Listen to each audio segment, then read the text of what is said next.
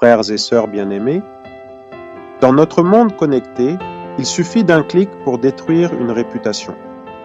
Chaque jour, sur les réseaux sociaux ou dans les conversations de rue, des hommes et des femmes sont exposés, jugés, condamnés, sans appel. Une photo dérobée, une phrase mal interprétée, une erreur du passé, et le tribunal de l'opinion publique se met en marche. Mais posons-nous cette question essentielle: que ferait Jésus face à ces jugements?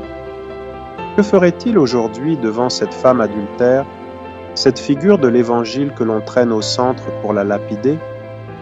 Et surtout, que ferions-nous? L'Évangile nous apporte une réponse déroutante. Le regard de Jésus, qui est celui des sauve-hommes qui écrasent, ce regard n'est pas naïf, il est miséricorde et vérité, il restaure. Pour commencer, contemplons cette société prompte à condamner à travers l'épisode bouleversant que nous rapporte Saint Jean.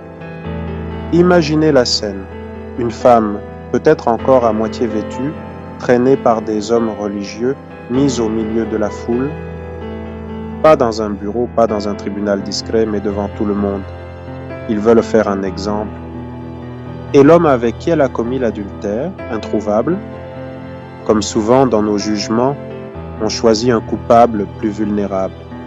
L'autre s'échappe, protégé par son pouvoir, son statut ou son genre. Aujourd'hui, c'est pareil.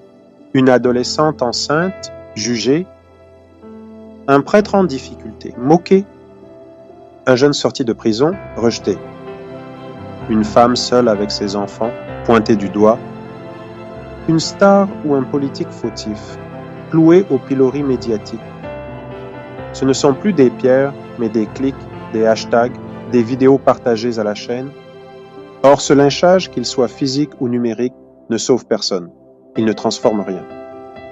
Ensuite, il faut souligner l'hypocrisie des accusateurs. Ces hommes religieux ne veulent pas seulement accuser la femme, ils veulent piéger Jésus. S'il la condamne, il contredit sa propre miséricorde. S'il la sauve, il semble violer la loi. Et que fait Jésus? Il se baisse. Il écrit sur le sol, un silence qui déroute, comme s'il laissait chacun faire retour sur lui-même. Puis vient la parole qui bouleverse toute l'histoire: que celui d'entre vous qui est sans péché lui jette la première pierre. Et l'un après l'autre, les justiciers s'en vont. Pourquoi? Parce qu'ils comprennent, soudainement, que le mal n'est pas seulement dehors, dans la vie des autres, mais aussi dedans, en eux. Par ailleurs,